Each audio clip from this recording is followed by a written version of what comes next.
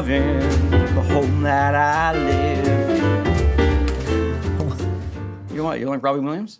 No, I'm wondering, like, how's it relate? I just want to feel real love. What are you talking about? What are In you my head. Because of Edgar Allan Poe? Yeah. Okay. So Well, AJ, because you said it, and I said, you said I did the same, and I said, oh, we've had a lot of living back then since then. And then I was thinking, I got a lot of life running through my veins, going to waste.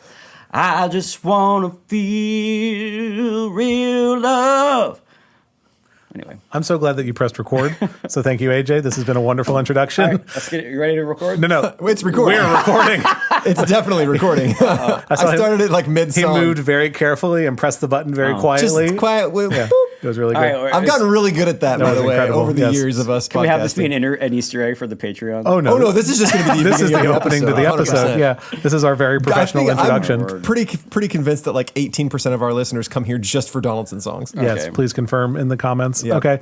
This is Classical Stuff You Should Know. This is Thomas, Graham, and AJ. That was our most incredible introduction yet, so you're welcome.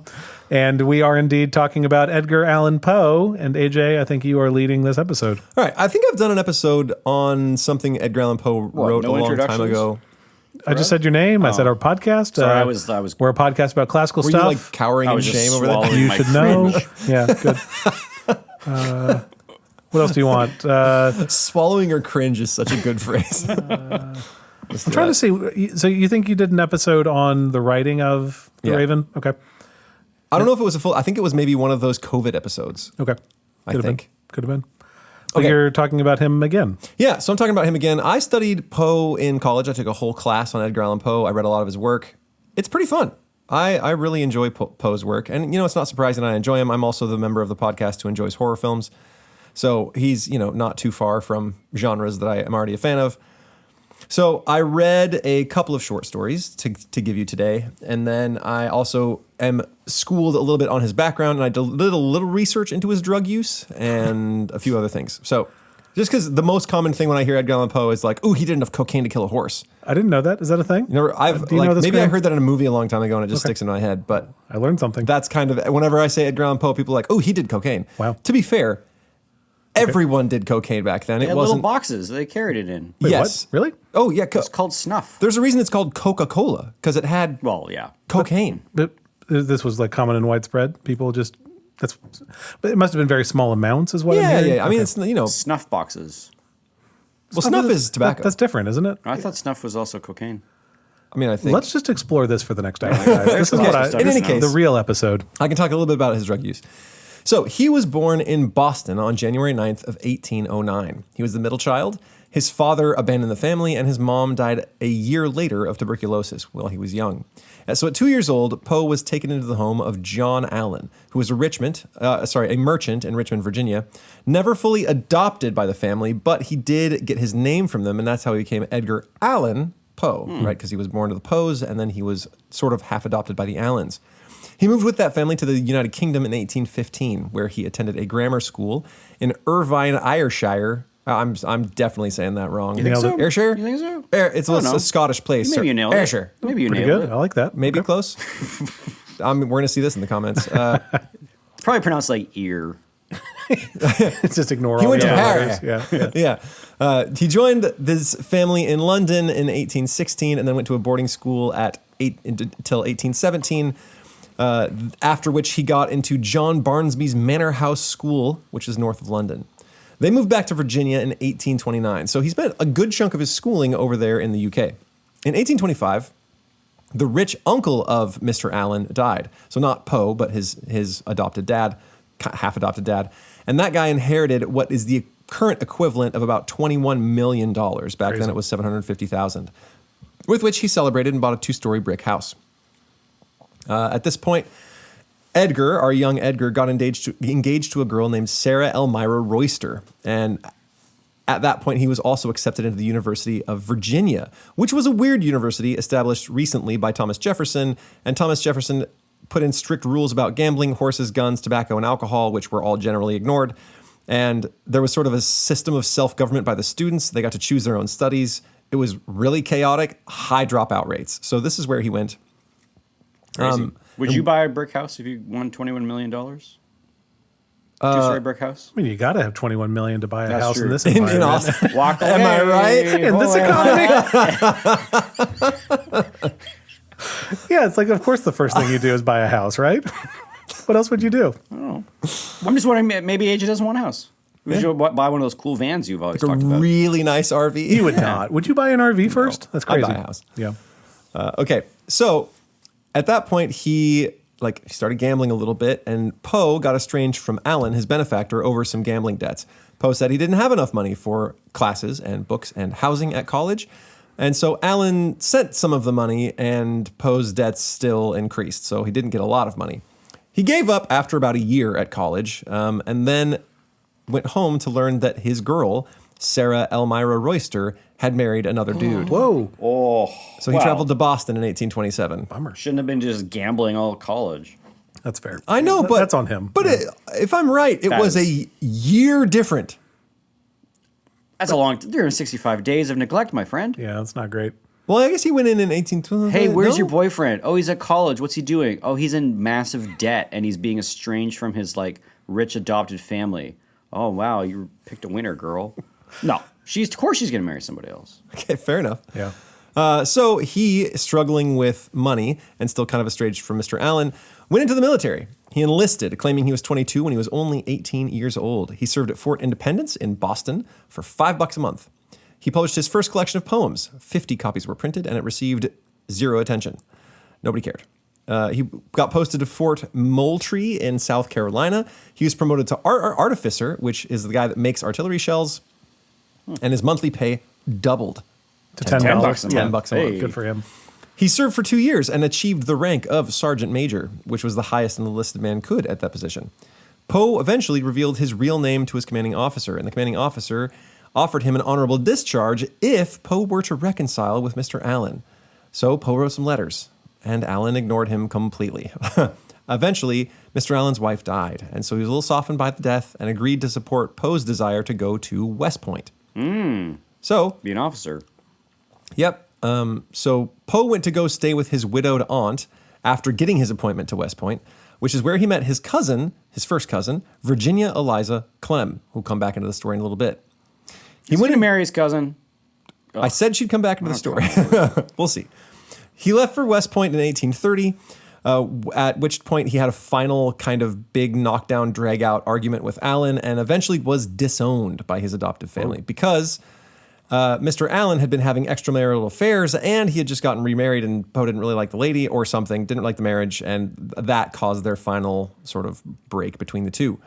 Poe decided to leave West Point, where he decided to get himself court-martialed because it was the fastest way out. So he pretty much stopped doing anything.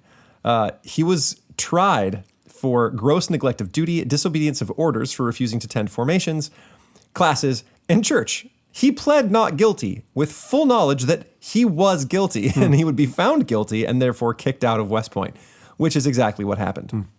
So he got booted out, left for New York, where he decided to publish more poetry, and all of his old sort of, West Point buddies or regiment buddies helped to pitch in to pay for this thing. And this is where we get into his publishing career. Periodicals were growing, and they were sort of popping up all over the place like daisies. Poe published in many of these, but the trouble was actually getting paid for any of the writing you did because they were all kind of, little startup companies, and he had to keep on writing and keep on showing up at the door to finally get paid for his stuff. So he eventually got a job at a thing called the Literary Messenger and was discharged for being drunk on the job. He returned to Baltimore and married his cousin, Virginia Clem, who at the time, I think of that return, was 13. He was 26. They got married when she was probably 14. Poe got reinstated at the Messenger after pleading for his job. He published a ton, and when he was married to Clem, they claimed that her age was 21. She was not 21. She was 13 or 14. Moved to Philadelphia and got lots of publishing jobs. He was promised an appointment at the U.S. Customs House. He tried to get it, but when he was supposed to go for the interview, he declared that he was sick and didn't show up, and the guy at the interview thought that he missed it because he was drunk. Yes. Which he may have been. In 1842, little Clem starts to show signs of tuberculosis. At this point is when he published The Raven, which is his first wild success. It was a massive success. He instantly became kind of a household name, but he only made about the current equivalent of $311 for its publication. I think they paid him $7. Wow. He moved to the Bronx, and Virginia died in 1847. So he was pretty distraught. They think a lot of the, themes of losing of women or women going too young or like dying ladies in his book. It happens all the time in his little things. Could have been sort of brought on by his wife. Poe was eventually found semi-conscious in Baltimore and in great distress. He was not wearing his own clothing, but couldn't tell you how he had gotten into that position. He kept on rambling about a guy named Reynolds, and as he sort of dissolved, his final words were, "Lord, help my poor soul." He died at 40. He was incredibly young, especially considering everything that he published before then. He was pretty prolific. All the medical records were lost, but newspapers claimed that congestion of the brain or cerebral inflammation was what did it, which was often in the newspapers a euphemism for death from disreputable causes. His grave is in Baltimore. So like drinking yourself to death? Or? Yeah. Drinking or drug use, something. The funny thing is that a literary opponent of his was the guy who did both his obituary and published his memoir and biography. And this guy hated him. And so like a quote from his obit, "Edgar Allan Poe is dead. He died in Baltimore the day before yesterday. This announcement will startle many, but few will be grieved by it." Oof. This is another quote from his biography. He was a man who walked the streets in madness or melancholy, with lips moving in indistinct curses, or with eyes upturned in passionate prayers, never for himself, for he felt or professed to feel that he was already damned. And because there was no other biography available, it was widely circulated. That's so cool. No, what? Don't you want like a literary antagonist that like roast you after you're Yeah. dead? That's terrible. I don't know. Wow. It's kind of awesome. I'm with Graham on this That's one. no way. I mean, it meant that he was so incendiary that somebody had such a beef with him that they had to publish stuff after he died to make fun of him. But like ultimately, we don't know how he actually died, right? Sure. Like we have this account, we have the like euphemistic thing you just said. We have this like really stilted biography, and then like we don't know about the guy, probably because he doesn't have someone like advocating to figure this stuff out. Right. So I did look into his drug use. It's fairly clear that he did suffer from bouts of trouble with drinking. But the thing is, it wasn't like all the time. It was just sometimes he would get really, really drunk, and those were the times when he was very, very public. And so that kind of got around that he was sort of an alcoholic. But there were big times when he wasn't. And if you read any of his stories, you can't write a half a page sentence, which he did pretty routinely when you are absolutely blitzed on alcohol, right? You got to be like, you write Hemingway when you're blitzed on alcohol, because I'm pretty sure that's what Hemingway did. That's why the sentences are so short? Yes, it's partially because I think most of the time he was pretty drunk. That obituary reminds me of this awesome obituary that came out that someone found just a year ago. Let me read it. Obituary, Florence Flo Harrelson. Florence Flo Harrelson, 65, formerly of Chelsea, died on February 22nd, 2024, without family by her side due to the burnt bridges and a wake of destruction left in her path. Oh my.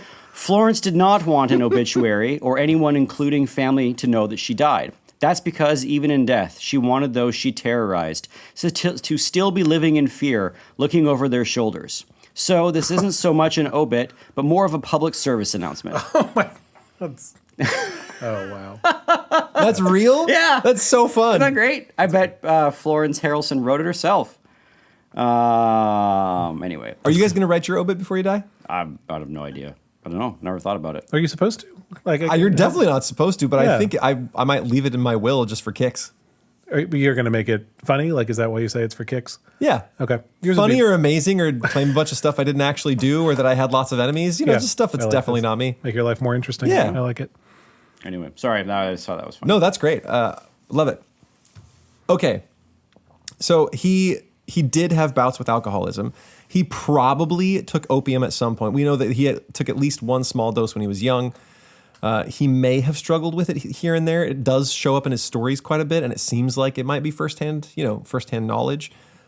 But again, it's not a whole lot of knowledge. I actually didn't see anything about cocaine as I did all of my research. I'm just guessing that he did that sometimes. But a lot of those things seem to be fairly exaggerated, and a lot of it seems to be based on hearsay. So could he have been, like, he definitely drank. Did he drink all the time in an excess? Well, we don't really know. Was he on opium all the time? I also don't think we really know, or at least from my cursory research, that's sort of what I found out, was that a lot of it was guesswork. And he dies right after his wife dies. Is that what's motivating? Let's see. So she died in 1847. He was born in 1809. He would have died at 1849. So yeah, like two years later. A couple. Okay. Poor guy. Yeah. Okay. So we are going to talk about two stories. The two stories I've chosen are fairly popular. There are other also popular stories. There's one called The Murders at, what's it called?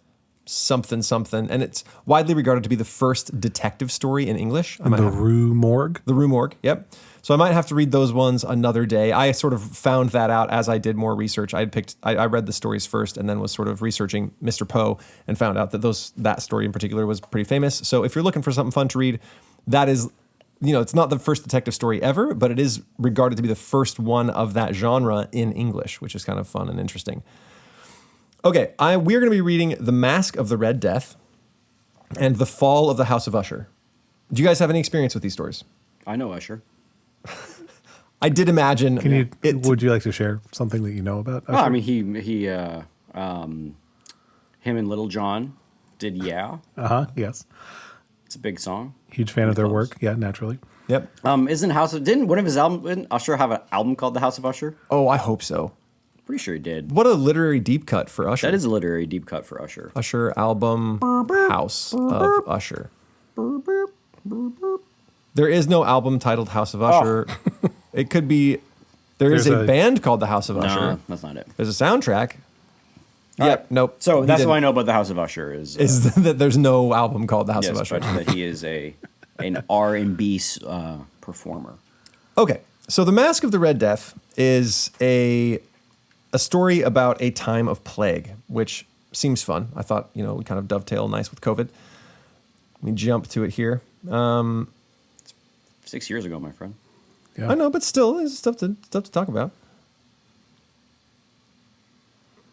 House of the Red Death. Okay, I'm going to read a little bit about the disease that's going on at that time. The Red Death had long devastated the country. No pestilence had ever been so fatal or so hideous. Oh, come on. Blood was its avatar and its seal, the redness and the horror of blood. There were sharp pains and sudden dizziness, and then profuse bleeding at the pores with dissolution. The scarlet stains upon the body and especially upon the face of the victim were the pest ban which shut him out from the aid and from the sympathy of his fellow men. And the whole seizure, progress, and termination of the disease were the incidents of half an hour. So you get it and you die. In half an hour. That's tough. Which really, I mean, if we're talking about an efficiency of a disease, that's a bad deal for the Red Death. That's not usually how a disease wants to be. How is it supposed to spread if it's only 30 minutes? Exactly. Yeah. Right? This is usually really big plagues are the things that kind of take the span of weeks to kill you because they have plenty of time to spread virulently to everybody else in the region. Anyway, this is getting around the country, and Prince Prospero, who is a wealthy guy, decides to bring in his 1,000 closest rich friends into his little compound, and they bolt and weld shut the doors so that there can be no people leaving and no people getting in with their weird diseases. And he decides to keep all his friends and then furnish it well with like goodness and fun and good stuff. So here's a little quote. The courtiers, having entered, brought furnaces and massy hammers and welded the bolts. They resolved to leave means neither of ingress or egress to the sudden impulses of despair or of frenzy from within. The abbey was amply provisioned. With such precautions, the courtiers might bid defiance to contagion. The external world could take care of itself. In the meantime, it was folly to grieve or to think. The prince had provided all the appliances of pleasure. So they hang out for a while, and then the part that I think is the most important bit here, at least for me to kind of convey to you, is about the layout of his sort of party area. It's fairly interesting. It's a bit of a long read, but it I think has most of the symbolism that's happening in the tale. So I'm going to read it for you guys. So he's going to throw a giant masquerade ball in this little area. It was a voluptuous scene, that masquerade. But first let me tell of the rooms in which it was held. There were 7, an imperial suite. In many palaces, however, such suites form a long and straight vista, while the folding doors slide back nearly to the walls on either hand so that the view of the whole extent is scarcely impeded. Here, the case was very different, as might have been expected from the Duke's love of the bizarre. The apartments were so irregularly disposed that the vision embraced but little more than one at a time. There was a sharp turn at every 20 or 30 yards, and at each turn, a novel effect. To the right and left, in the middle of each wall, a tall and narrow Gothic window looked out upon a closed corridor which perused the windings of the suite. These windows were of stained glass, whose color varied in accordance with the prevailing hue of the decorations of the chamber into which it opened. That at the eastern extremity was hung, for example, in blue, and vividly blue were its windows. The second chamber was purple in its ornaments and tapestries, and here the panes were purple. The third was green throughout, and so were the casements. The fourth was furnished and lighted with orange, the fifth with white, the sixth with violet. The seventh apartment was closely shrouded in black velvet tapestries that hung all over the ceiling and down the walls, falling in heavy folds upon a carpet of the same material and hue. But in this chamber only, the color of the windows failed to correspond with the decorations. The panes here were scarlet, a deep blood color. Now in no one of the 7 apartments was there any lamp or candelabrum, amid the profusion of golden ornaments that lay scattered to and fro or depended from the roof. There was no light of any kind emanating from lamp or candle within the suite of chambers.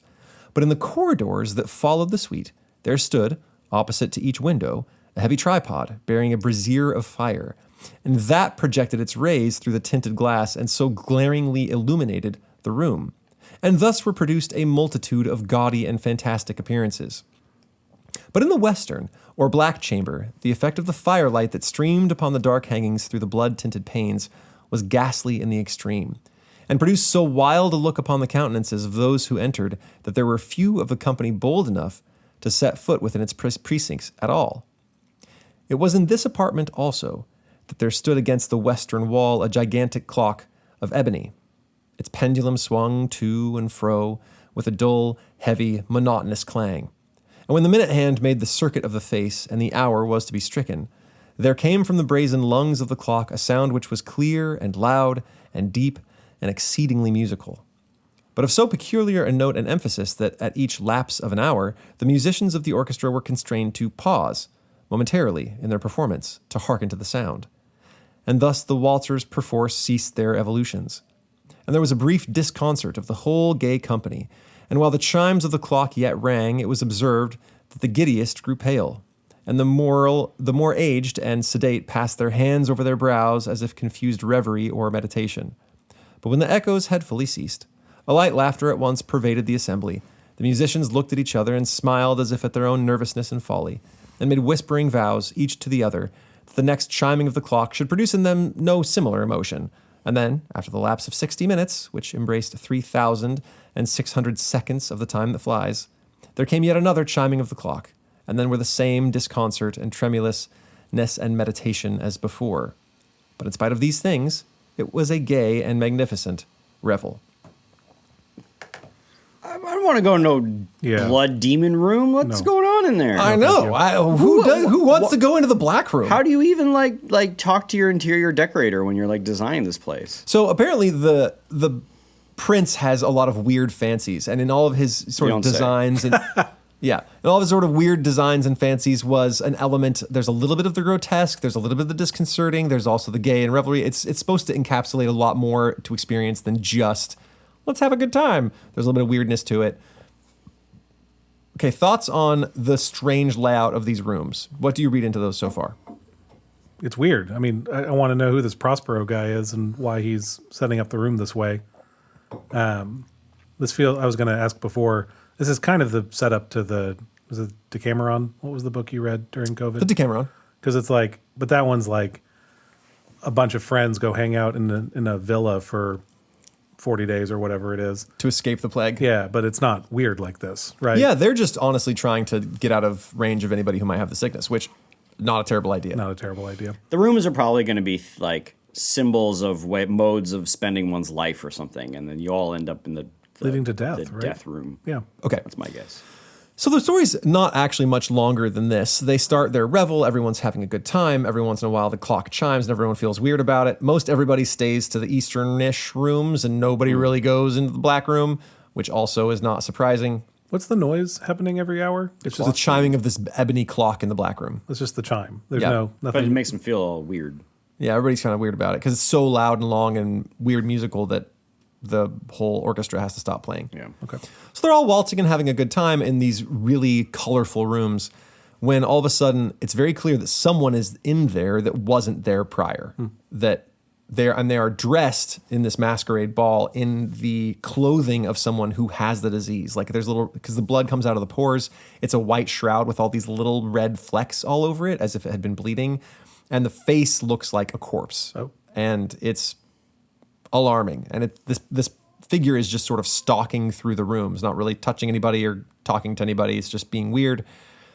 Eventually, Get that guy out. Yes. yeah, Get the bouncer. everyone starts to feel weird about it. And so the prince says, let's get this guy out of here. And the demon sort of walks right up to him and then turns around and sort of walks away towards the black room. And everyone is like, what's going on? And so they chase him. Eventually, the prince catches up, I think in the black room, grabs him, and at that moment seizes and falls down with the Red Death. So accosts him. And they all rush to sort of grab this demon thing, and they find out that there was nobody in the clothes at all. Oh. That's Cool. the end of the story. And that's the end? Yeah, pretty much. Okay. Yeah. That's like exciting. Yeah, it's kind of fun. Is it, are we going to say, yeah, does it mean something more than just being a fun story? Here, let me read the end. Okay. Prince Prospero, maddening with the rage and shame of his own momentary cowardice, rushed hurriedly through the 6 chambers, while none followed him on account of a deadly terror that had seized them all. He bore aloft a drawn dagger and had approached in rapid impetuosity to within 3 or 4 feet of the retreating figure, when the latter, having attained the extremity of the velvet apartment, turned suddenly and confronted his pursuer. There was a sharp cry, "Ah!" And the dagger dropped gleaming upon the sable carpet, upon which instantly afterwards fell prostrate in death the Prince Prospero.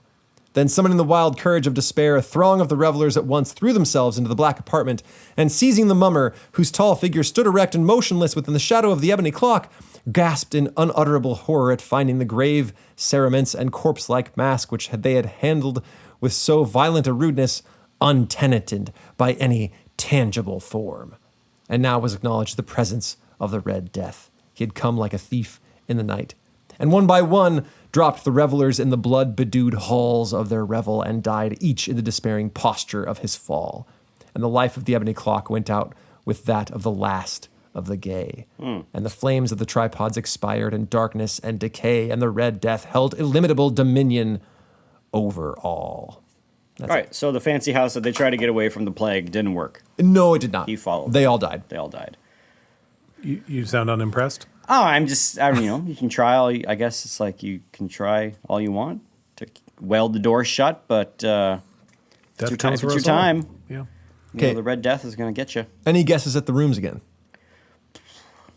I don't remember the colors. The last one is like black and is death, right? Yeah. They're not the various kinds of like virtues or modes of living. First room is blue. Yeah. Second one is, I think it's golden and then white. and Oh, then it's violet. probably like the stages of your life. Yeah. So blue for birth, and then eventually. Why blue for birth? That's just common. Is it? Yeah. Blue is the common color of birth? So I gather. What? Baby blue? What about girls? Yeah. But justify yourself. Okay. That's. I can totally understand golden, like your golden youth and your little baby. Yeah, your, like, golden youth, and your then- perfect little childhood. Let me look up the colors again. So was it white, and then Okay. there was gold, like in your orange, Vividly in your blue. So blue, and then purple, green, orange, white, violet, Yeah, black. none of this makes sense. So. I mean, close enough. Like white, you're kind of like Getting old. and then violet is violet? your decline. Why does violet decline? My only guess is because you can see all your veins and stuff. Oh, gross. That's my guess. I don't know, man. Why does it have to mean something? It's just cool colors. Orange, maturity. Thomas, this is English class. It has What to are we doing? Like, it's just. Well, I mean, very clearly at the end is the room of death, Correct. right? Yeah, And sure. everyone's trying to hang out and it's even follows the course of the sun, right? East for the rising sun and then west for the setting sun, which is where the ebony room is. So is there anything, did they do there's anything in those rooms that would maybe hint what the rooms were for? No, it doesn't like really run- spend time in each one, but it does talk about how the paths themselves sort of meander. I can even see there being, and this is a bit of a stretch, but there being a little bit of symbolism in the way that the rooms are lit, right? That color of the room, say orange, is lit by windows of that same color. So your perspective on that time of life is affected by that time of life. That's my best guess for those. I don't know, it's blood at the end, maybe just for the effect. And then the clock is clearly like the time that is chiming, that is telling you, hey, man. The chime is memento mori, probably, Yeah. and then the clock is your eventual, right? Once you reach the last room, you're toast. And then I even like the way and how it says it's not a clear vista that you can see the whole thing. It's a meandering and widely changing, like it's not a straight path. So all of that makes sense. It is very psychological, the Yeah. story. Yeah. Yeah. The rooms are really kind of, I think, where the big payoff is. But there's also the element of, you can't, like, try as you might, you cannot bar the door against death That thing. and pestilence. Yeah. That thing that will come for you. And it will sneak in the middle of your revelry, even when you don't like it. And when you see sort of the path, like the life path symbolism, all those little giggles after memento mori is like, that's fine. And it won't get me again. That makes a little more sense when you're talking about the life at large. There's no character that, like, isn't a coward, and there's no character that's like, well, I guess it's my time. Like, there's no like two honorable characters. Prospero. It's and Prospero, Prospero and the Revelers, and the Masque of the Yeah, Red yeah, Death yeah. is kind of the whole show. And does Prospero speak? Like, is there dialogue in Yeah, there? well, he kind of yells at him, and he's like, "Get out of here!" And sees him, and we're gonna hang him on the gallows, and then chases him down. It's not like a long dialogue. I don't think there's a lot to gather from it, other than he's kind of hacked that the Red Death has made it into his revelry. Poe sounds like quite the guy. Sounds like a real life of the party. I wonder if there's also a statement about wealth here, because notice that it's not just a town that's reveling, it's only the wealthy that have tried to bar out the poor. And so no matter like how much cash you have and how you set yourself up separate from everybody else, you still have to suffer the same things that everybody else suffers. Definitely a bleak view of life. It's not a positive one. You don't think there's like is Poe satisfied by, like, he wants this punishment, right? Like, these people think they can escape this, their wealth can save them. Actually, what's the phrase? They also will have darkness and decay and the Red Death with illimitable dominion over them. Yeah. Like, there's kind of a satisfaction too of, like, they don't escape this either. Yeah. I have a few more thoughts and questions about his literature and his place in literature overall, but I want to talk about the other story first, which Okay, is also do kind of fun. So the other story is The Fall of the House of Usher. Now I'm going to read. You're going to think Usher every time? You kind of have to. It's so much better. So I'm not going to read huge chunks of this. I think I'll read the end and maybe a poem in the middle, because the end's really entertaining, especially if I ham it up a little bit. So The Fall of the House of Usher is about a guy who, it opens with him arriving on horseback through sort of a dismal, rainy day at this house. And the house fills him with horror and revulsion. Even though the house has held together, there's like moss all over it. There's mold everywhere. The stones are nearly broken completely to pieces. And you find out that this house, the House of Usher, is the abode of the last sort of man in the reigning line of Usher. And apparently one of the curses of this line is that they can never issue more than a single son. It's the name it's always one dude. It's not a family tree. It's a single family vine that just goes up and doesn't sprout, and it's a post. And he's been living there, and he sends a letter to his friend asking him to come help. And this guy has this weird revulsion of the house. It's falling apart. He kind of notices there's a crack going from the top to the bottom, all meandering through the stones. And he looks in the lake. He's like, maybe it's just a perspective. If I look in the lake, it'll flip everything upside down. I won't feel so bad. And he looks in the lake, and he's like, nope, that's worse. It's terrible. They look like everything's awful. It looks like eyes. But I have to go help my friend because they were friends in boyhood. So he goes in and meets sort of the I want to say Usher, but it's the guy. The concierge. Yeah, the concierge. Little butler. Takes him upstairs. He sees a doctor on the way out, and the doctor's like, doesn't seem like a great dude. So he finds his friend in this this expansive apartment with little tiny windows at the top, barely any light coming through, and he's got like wispy hair that's all grown out. Let's see. I should read that description because that's pretty fun. Let's see if I can find it. Why even make an apartment with tiny windows up at the top? I know. It's a great question. I don't understand. Okay. It's just going to make you feel bad when you're laying in bed. Agreed. I feel like you should just have more light. Keeping of the character premises is deficiency, perhaps. Moving. So architectural choices is really the theme of these. Yes, I think you're stories. really getting. Yeah, you're grasping it. Okay, here's his, like, what he looks like. We sat down, and for some moments, while he spoke not, I gazed upon him with a feeling half of pity and half of awe. Surely, men had never before so terribly altered in so brief a period as had Roderick Usher. It was with difficulty that I could bring myself to admit the identity of the wan being before me with the companion of my early boyhood. Yet, the character of his face had been at all times remarkable. A cadaverousness of complexion, an eye large, liquid, and luminous beyond comparison, lips somewhat thin and very pallid, but of surprisingly beautiful curve, a nose of delicate Hebrew model, but with a breadth of nostril unusual in similar formations, a fine molded chin, speaking in its want of prominence, of a want of moral energy, hair of a more than web-like softness and tenuity, these features, with an inordinate expansion above the regions of the temple, made up altogether a countenance not easily to be forgotten. And now, in the mere exaggeration of the prevailing character of these features and of the expression they were wont to convey, lay so much of change that I doubted to whom I spoke. The now ghastly pallor of the skin and the now miraculous luster of the eye, above all things, startled and even awed me. The silken hair, too, had been suffered to grow all unheeded, and as in its wild gossamer texture it floated rather than fell about the face, I could not, even with effort, connect its arabesque expression with any idea of simple humanity. So he's not doing so well. He's not all right. Yeah, that's not good. It says he suffered much from a morbid acuteness of the senses. He's just having trouble, and a lot of it is like a nervous thing. And reading this now in this era, it makes me wonder if they knew something of, I don't know if it's autism, it's some, like he's got some sensory issues. I'm going to read it right now, and I wonder if those same issues existed back then. They just didn't know quite what to call them, but you might recognize them here. He suffered from a morbid acuteness of the senses. The most insipid food was alone endurable. He could wear only garments of certain texture. The odors of all flowers were oppressive. His eyes were tortured by even a faint light, and there were but peculiar sounds, and these from stringed instruments, which did not inspire him with horror. To an anomalous species of terror, I found him a bound slave. I shall perish, said he. I must perish in this deplorable folly.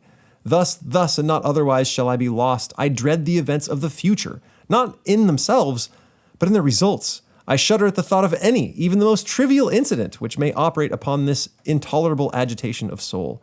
I have indeed no abhorrence of danger except in its absolute effect, in terror.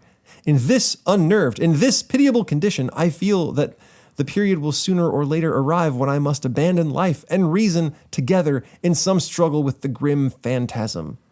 Fear. So He seems pretty upset.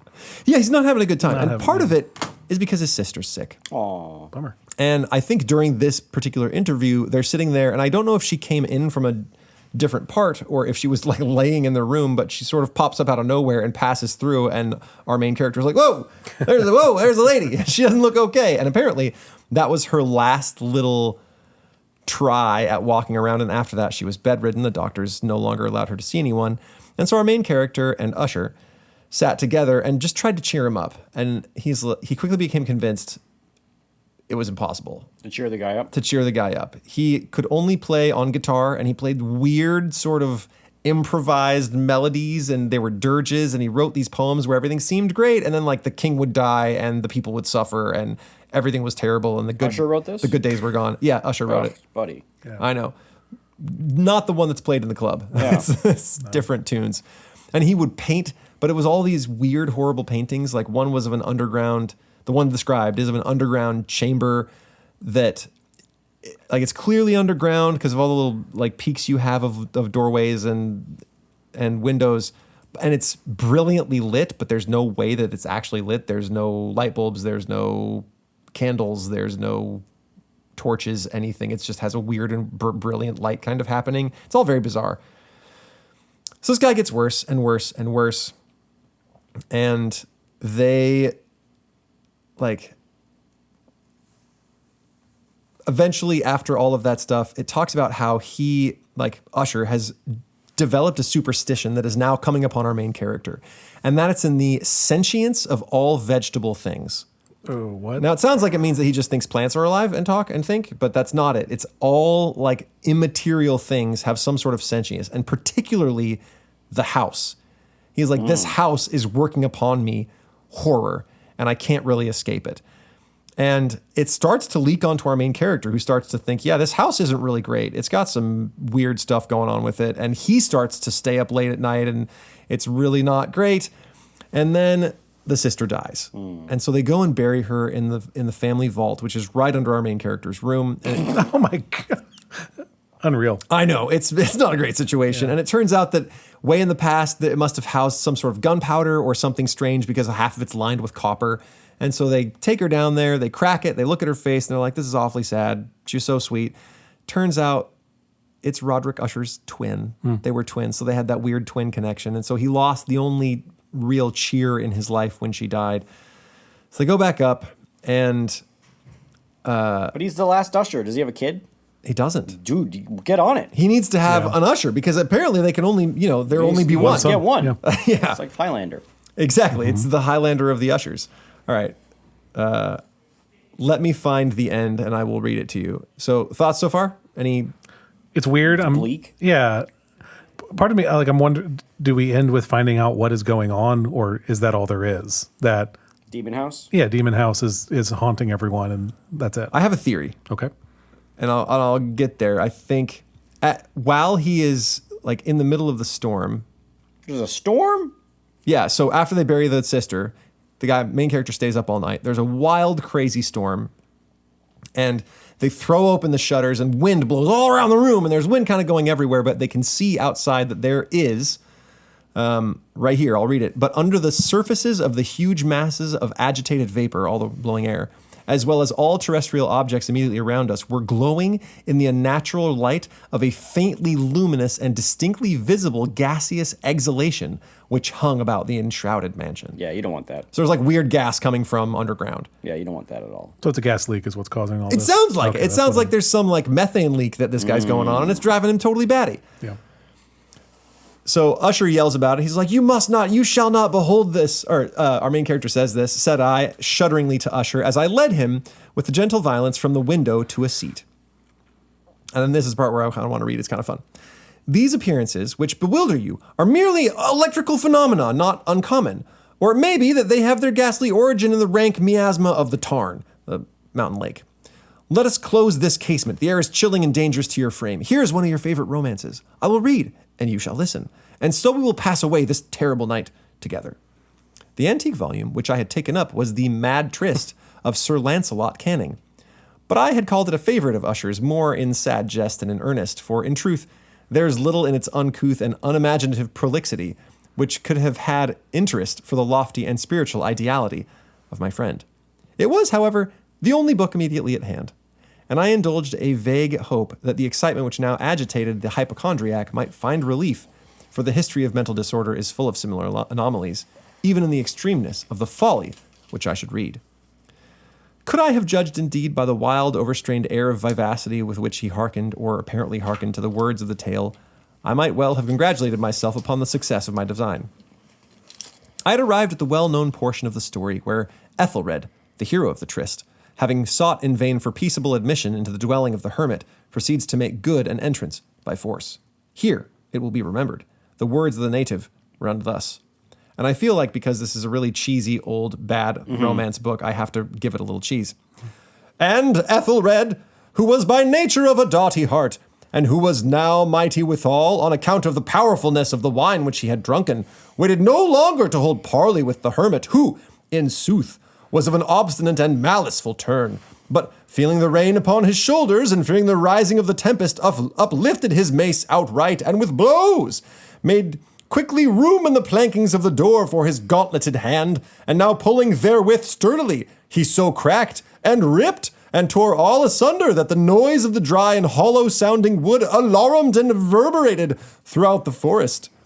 At the termination of the sentence, I started, and for a moment paused, for it appeared to me, although I at once concluded that my excited fancy had deceived me, it appeared to me that for some very remote portion of the mansion there came, indistinctly to my ears, what might have been, in its exact similarity of character, the echo, but a stifled and dull one certainly, of the very cracking and ripping sound which Sir Lancelot had so particularly described.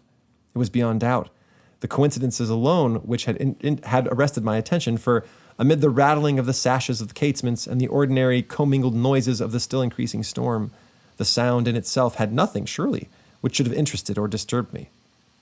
I continued the story. But the good champion Ethelred, now entering within the door, was sore enraged and amazed to perceive no signal of the maliceful hermit, but in the stead thereof a dragon of a scaly and prodigious demeanor, and of a fiery tongue, which sate in guard before a palace of gold with a floor of silver. And upon the wall there hung a shield of shining brass, with this legend enwritten: Who enter herein a conqueror hath been, who slayeth the dragon, the shield shall win. And Ethelred uplifted his mace and struck upon the head of the dragon, which fell before him, and gave up his pesty breath. Yeah, take that, dragon. With a shriek so horrid and harsh, and withal so piercing, that Ethelred had feigned to close his ears with his hands against the dreadful noise of it, the like whereof was never before heard. Uh-oh. Uh-oh, I know what's going to happen. What's going to happen? There's going to be a shriek of a dragon in the house. Okay. Here again I paused abruptly, and now with a feeling of wild amazement, for there could be no doubt whatever that, in this instance, I did actually hear, although from what direction it proceeded I found impossible to say, a low and apparently distant, but harsh, protracted, and most unusual screaming or grating sound. Yeah, stop reading, man. The exact counterpart of what my fancy had already conjured up for the dragon's unnatural shriek, as described in the romancer. Just go put on an episode of Friends or something. No, they're doing the wrong Yeah. thing. Oppressed, as I certainly was, upon the occurrence of this second and most extraordinary coincidence by 1,000 conflicting sensations, in which wonder and extreme terror were predominant, I still retained sufficient presence of mind to avoid exciting by any observation the sensitive nervousness of my companion. I was by no means certain that he had noticed the sounds in question, although assuredly a strange alteration had, during the last few minutes, taken place in his demeanor. From a position fronting my own, he had gradually brought round his chair so as to sit with his face to the door of the chamber, and thus I could but partially perceive his features, although I saw that his lips trembled as if he were murmuring inaudibly. His head had dropped onto his breast, yet I knew that he was not asleep. From the wide and rigid opening of the eyes as I caught a glance of it in the profile, the motion of his body, too, was at variance with this idea, for he rocked from side to side with a gentle yet constant and uniform sway.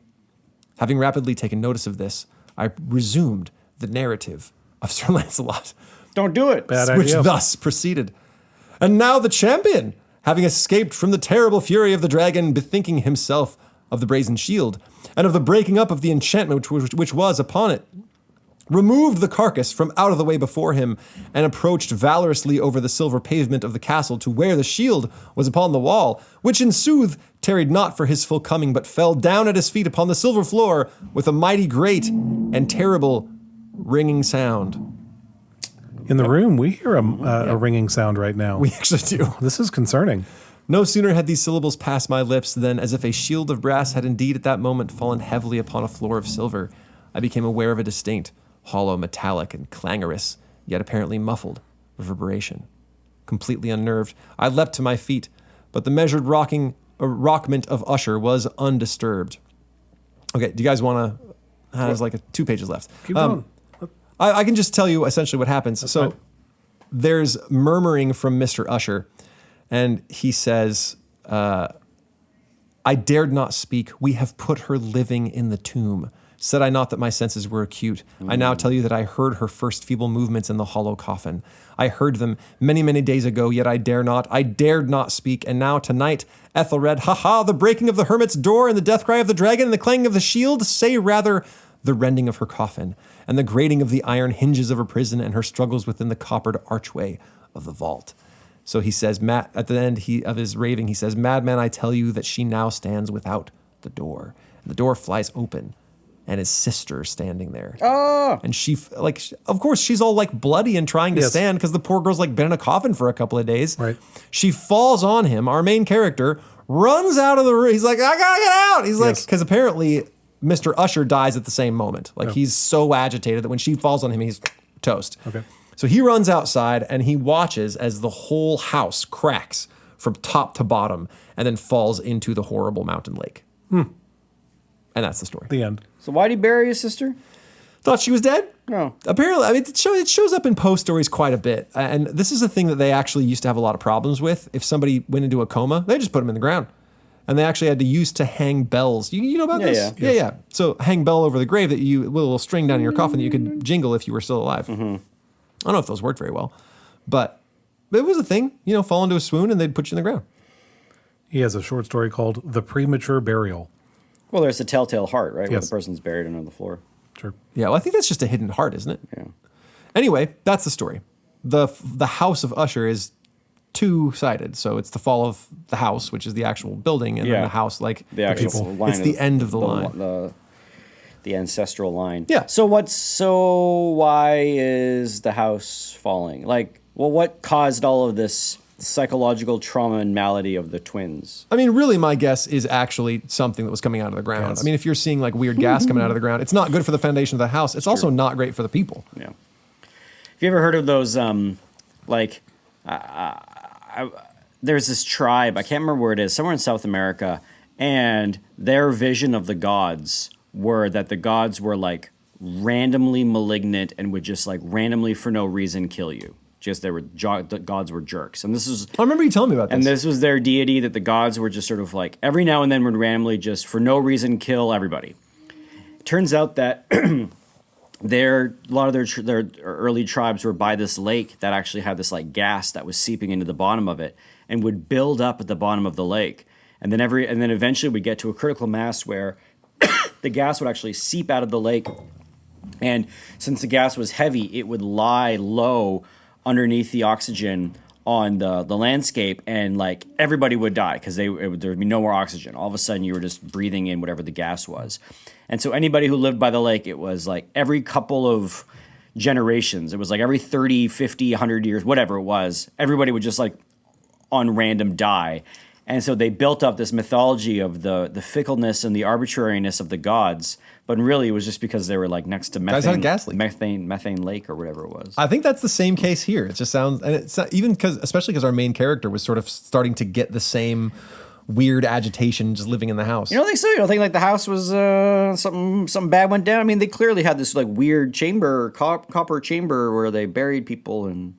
Yeah, and I was just going to say that's one thing that Edgar Allan Poe does really well is talk. He uses a lot of laden language about horror, so there's a lot of suffering, there's a lot of derangement. Like those words pop up again and again, so to sort of give you the feel. And he's really good at talking about the atmosphere of a place. And he it's builds also, atmosphere really well. My remember of Edgar Allan Poe is always that whatever the ailment or the suffering is, it's usually some like ancestral generational thing that's coming back to get you. Yeah. So like it's something that has existed far back in the line, like the house has been cracked and it's been this terrible place, and this is the final straw of this family's decline. Or and the other story, it was like these sort of snobby rich aristocrats who are going to like survive by getting, keeping all the poors outside, and they're going to like revel themselves, and then the Black Death or the Great Crimson Death or whatever comes and gets them.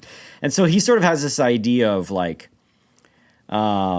there are these like ancestral sins or these ancestral things that sort of follow people around, and then eventually like spring on you. And there's also a lot of stories of like the retribution and horrors of nature.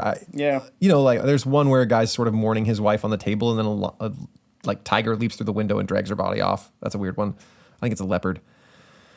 He does a really good job of the fear. I think I've heard it called the fear of the numinous, basically the fear of an evil you cannot name. Yeah. And I think that like it's an ancestral thing lends it to, it's more than just a physical malady of one person. It's Lovecraft too, right? It's of that time. I wonder why that was like in vogue in the mid 19th century. Was it just that there were so many scientific discoveries that it just everyone, there was like such.